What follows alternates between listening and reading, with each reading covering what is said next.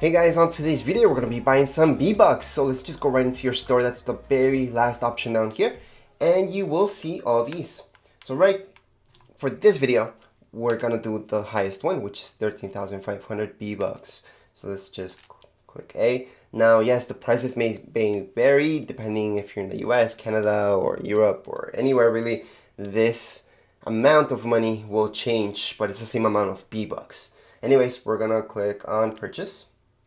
Now you will get this. It's gonna ask you, is that the right PayPal, or maybe you guys want to do something else. You guys could change it up right now. However, I am gonna use PayPal. It's just the easiest way to do it. Gonna click on buy. So it should say purchasing, then it should take you back to the screen. And on the top right hand corner, you guys should see how many V-Bucks you have in total. So I have 13,900 V-Bucks at this point. That's just because I had V-Bucks from before. And from now, I can just go into item shop, for example. I can go into this skin.